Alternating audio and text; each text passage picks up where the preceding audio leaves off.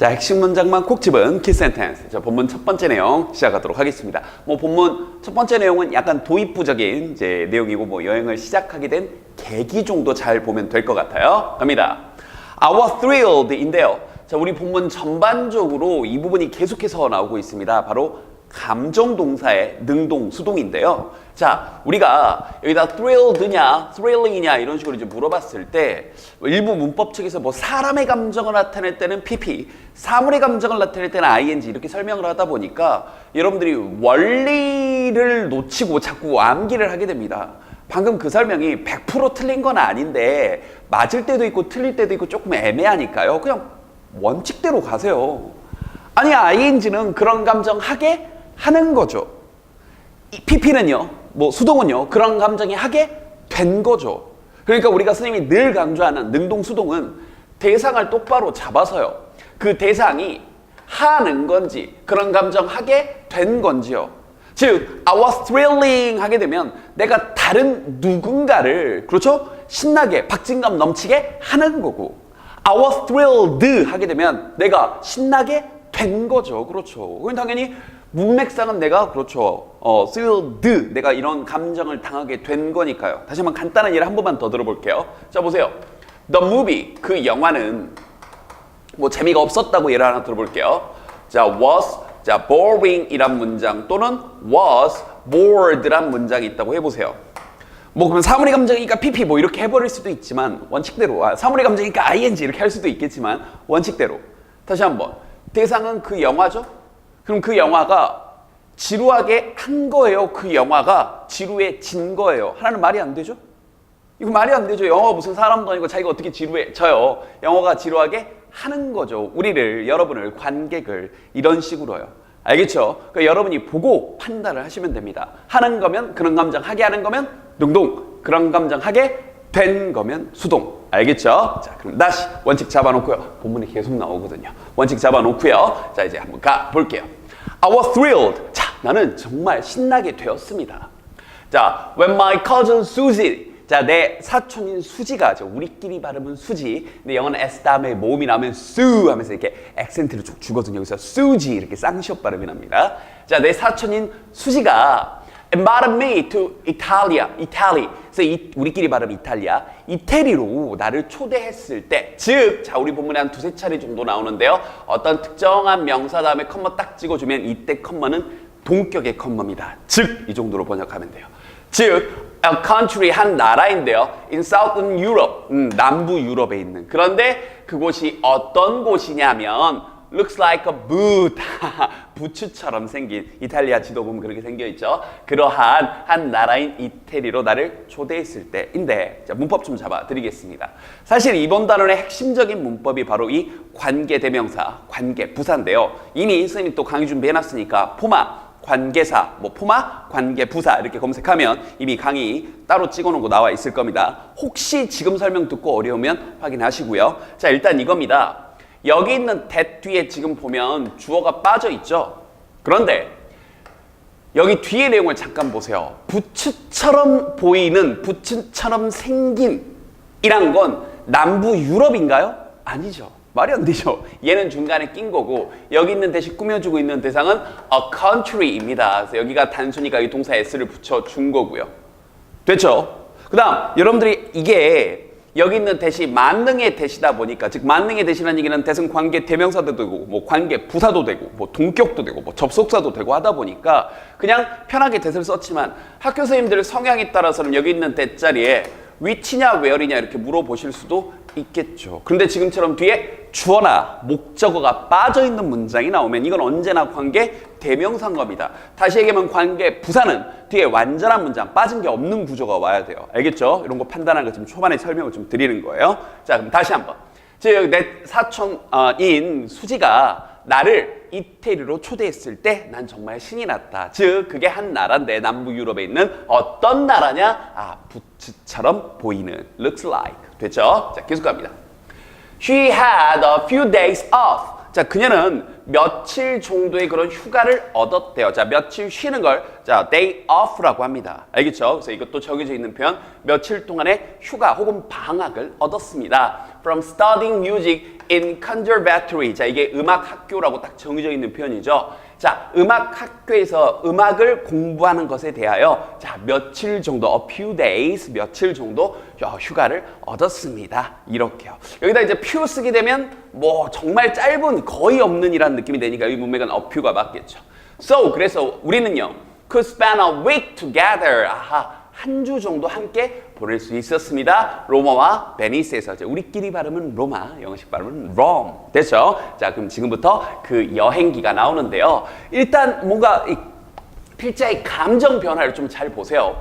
첫 번째는 방금 thrilled 했습니다. 오, 와, 신난다, 이태리라니. 그런데 그 다음 감정이요. I've never been abroad by myself. 자, 나는 혼자 결코 해외로 가본 적이 없었습니다. 자, 정리할 표현이 있네요. 일단 had been 혹은 have been 하게 되면 뭐뭐 해본 적 있다라는 과거의 경험을 나타내는데 일단 never를 넣어서 결코 전에 뭐 해본 적 없다. 근데 여기다가 과거 완료를 썼다는 얘기는 더 내가 지금 말하는 시점보다 더 과거에 뭐 해본 적이 없었다라는 느낌이고요. 그 다음이 단어요. 정말 시험에 잘 나옵니다. 눈 크게 뜨고 잘 보세요. 여기 abroad인데 abroad 그런데 이게 혼동 어휘로요. 이게 참 aboard라는 단어가 있습니다. 자, 눈 크게 뜨고 보세요. 거의 틀린 그림 찾기 수준이죠. 보이나요? 얘는 abroad, 얘는 aboard. 자, 천천히 분석을 해드리면요. 얘는 이렇게 됐다고 보시면 돼요. 여러분 암기하기 편하게 가르쳐 드릴게요.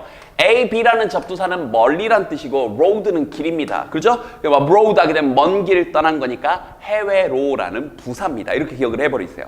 됐죠? 다시 한번 road가 길이니까 abroad, 먼 길 떠나다. A, B라는 접두사는 멀리란 뜻이거든요. 그런데 aboard 보면 여기 board란 단어가 있습니다. board. 그죠? 이 board가 뭐냐면 합판, 판때기라는 뜻이에요.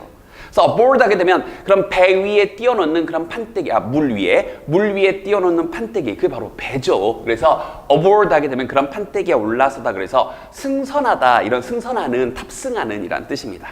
알겠죠? 그래서 이거 혼동어휘로 충분히 출제될 수 있으니까 정확하게 외워버리세요. abroad, aboard. 얘는 해외로. 됐죠? 그래서 나는 해외로 전혀 가본 적이 없었다. 그 전에. 그래서 by myself, 나 혼자서라는 뜻이고요. And I was a bit worried. 또 내가 걱정하게 된 거니까 worried고 감정 변화 잘 보세요. thrilled에서 worried로 감정 변화되고 있는 거 잘 보십시오. 자, but 그러나 after the long flight, 여기서 flight는 비행입니다. 자, 긴 비행 후에 for 12 hours, 한 12시간 정도에. 그리고 이번 단어에서 또 이게 for라는 표현이 몇 차례 더 나오는데 이거 정확하게 좀 구분을 좀 해드릴게요. 이 for도 시간을 나타내면서 뭐 하는 동안이라는 뜻이 나오고요. during도 뭐뭐 하는 동안이라는 뜻이 되는데 둘 다 전치사거든요. 근데 얘네들은 어떻게 구별을 해주냐면요. for 같은 경우는 구체적인 어떤 시간, 수치가 포함되어 있는 시간 정보가 나옵니다. 수치가 포함되어 있는 시간 정보요. 그런데 during은 기본적으로 특정 기간이 정확하게 나옵니다. 특정 기간이요. 그러니까 예를 들어서 자 10분 동안 그러면 for 10 minutes라고 하게 되는데 겨울방학 동안이라고 하게 되면 during the winter vacation이라고 하는 거예요. 알겠죠? 이 차이도 좀 알아두시고요. 자, 그럼 계속 갑니다. 12시간 정도의 긴 비행 후에 그러나 감정의 변화가 또 일어나네요. I was pleased. 나는 기쁘게 되었습니다. 자, 이제 내가 기쁘게 된 거니까 pleased. 됐죠? 감정 변화 계속 잘 보세요. 근데 왜 기쁘게 되었냐? 뭐뭐 해서 이렇게 감정을 나타내는 표현 다음에 to가 나오게 되면 뭐뭐 해서 뭐뭐 하다니 뭐뭐 하기에인데 여기서는 해서 정도가 좋을 것 같아요. To be greeted. 자, 인사를 환영을 받게 되어서 나는 참 기뻤습니다. 또 이 와중에 투부정사의 능수동이 걸려 있네요.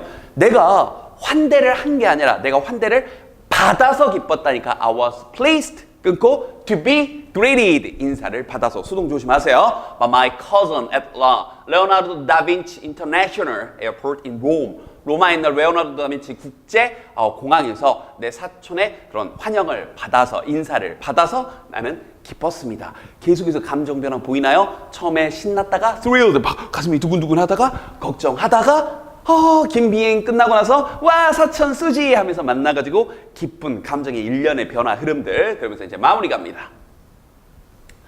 since. 자, 또 이 since도 동그라미 쳐야 되겠네요. 자, 우리 since의 뜻이 두 가지 정도가 있잖아요. 뭐냐면 우리가 since 하게 되면 뭐뭐하기 때문에란 뜻도 있고 뭐뭐한 이래로란 뜻이 있는데 여기서는 때문에의 뜻으로 쓰였습니다. 이런 것들은 여러분들이 익히는 수밖에 없어요. 물론 뒤에 완료 시제가 오냐 안 오냐로 판단하는 것도 한 가지 방법입니다. 지금처럼 완료 시제가 오지 않으면 많은 경우가 때문에예요. 요건 하나 알아두세요. 그러면 이탈리아가 7 hours behind Seoul. 서울보다 시차가 7시간 behind. 뒤에 있기 때문에 시차가 7시간 차이 난다는 얘기죠. I was quite exhausted and sleepy. 나는 꽤 지치게 되었고 좀 졸렸습니다. 바로 그때 I got there. 내가 그곳에 갔을 때. 자, 이렇게 get 다음에 공간적 개념 나오게 되면 이동, 가다의 뜻입니다. get도. 그래서 내가 거기 갔을 때 시차가 7시간 차이가 나서 나는 좀 지치고 피곤했습니다. 졸렸습니다. 자, 이걸 우리가 시차를 영어로 또 뭐라고도 표현하냐면 jet lag이라고도 합니다. 그래서 지금 필자는 jet lag을 느끼는 중이니까 이것도 단어 하나 알아두시고요. 그 다음에 감정 변화와 함께 이제 뭐 피곤해요. 했지만 그러나 접속사 조심하시고요. I forced myself to. 그래서 force 목적어 to 부정사 하게 되면 목적어에게 to 하도록 강요하다, 억지로 뭔가를 시키다 이런 뜻인데 여기 있는 주어 목적어가 같은 대상이니까 myself를 썼고요. 나 자신에게 강요했다. 나 자신에게 정신을 바짝 차리겠다. 이런 느낌인 거예요. I forced myself to stay awake. 깨어있는 채로 있도록. 이 stay는 우리가 보통 머무르다 라는 뜻으로 알고 있는데 우리가 소위 말하는 이형식 동사로 쓰이면서요. 뒤에 이렇게 형용사를 끌고 나오게 되면 뭐뭐인 채로 있다라는 뜻입니다. 그러면 stay awake 하게 되면 깨어있는 채로 있다. 깨어있는 채로 있도록 나를 계속해서 강요했다. 정신을 바짝 차렸다. 이런 뜻이죠. To begin my trip. 나의 여행을 시작하기 위해서. 그 다음 in earnest. 이것도 정해져 있는 표현입니다. 본격적으로, 제대로, 진지하게 정해져 있는 표현이에요. 근데 사실 이제 earnest라고 하게 되면 이 표현 자체가 이제 우리가 갑자기 형 궁서체다, 진지하게 말한다. 이게 진지한 이런 뜻이거든요. 그래서 in earnest 하게 되면 본격적으로, 제대로 이런 정도의 뜻이니까 외워야 될 표현들이 몇 가지가 좀 정해져 있는 부분이었습니다. 자, 그럼 본문 초반부에 감정 변화들과 함께 이런 특별한 표현들 똑바로 알아두시고요. 자, 본격적인 내용 들어가도록 할게요.